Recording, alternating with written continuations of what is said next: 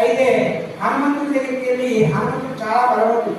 హనుమంతుడిని చూడగానే రాముడు ఇతడు చాలా జ్ఞానవంతుడు, చూడగానే కేవలం మాట మాత్రానే హనుమంతుడిని ఇతడు చాలా జ్ఞానవంతుడు, ఇతడు చాలా వేద పారాయణికుడు అని చెప్పి హనుమంతుడిని చూసినంత మాత్రంలోనే ఆయన గుర్తుపట్టి పక్కన తమ్ముడికి చెప్పాడు, ఆయన లక్ష్మణ ఇతడు చాలా జ్ఞానవంతుడు, విద్యావంతుడు, 4 వేదాలు తెలిసినవాడు అని చెప్పి ఆ చెప్పడం వల్ల ఆయనే గుర్తుపట్టగలిగినంత మహిమ ఉందంటే హనుమంతుడు ఎంత బుద్ధిశాలి, ఎంత ఇది అనేది మీరు ఆలోచించవచ్చు. సో ఆయనలో అన్ని గుణాలు ఉంటాయి. ఆయన పంచముఖ ఆంజనేయ స్వామి అని ఉంటాడు, అందులో గరుత్మంతుడు ఉంటాడు. గరుత్మంతుడు ఎందుకు ఉంటాడంటే ఆయన వేగం గరుత్మంతుడితో సమానం. సో అంత వేగం అలాగే గంటకి వేగం వస్తారు. సో అలాగే ఆయనకి కోపం వస్తే నరసింహ అవతారం, పంచముఖ ఆంజనేయ స్వామి ఆయన నరసింహకు అంత బలాన్ని కలిగి ఉంటాడు. సో అన్ని విధాలు కూడా అసలు రాముడు వెళ్ళాల్సిన అవసరం లేదు.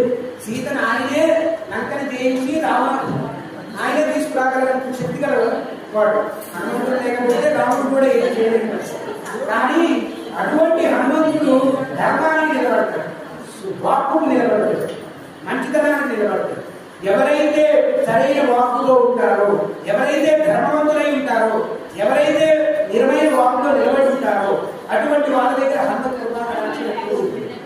సో రేపటి నుంచి ఎవరైనా అవకాశం ఉన్నవాళ్ళు రేపటి నుంచి వీలైతే సుందరాకాండ పారాయణ కానీ రామాయణ పారాయణ కానీ చేయడం కానీ చేయించుకోవడం కానీ చేస్తే చాలా మహిమాత్మకమైనది.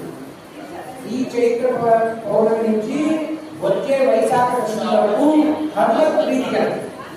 సో హనుమంతుడు శత్రుడే కాదు. సో కంపల్సరీ రేపందరూ కూడా హనుమంతుడు గారి విశ్వాసం చేయండి. మీరందరూ వస్తారంటే రేపు సాయంత్రం నేను హనుమత్ అభిషేకం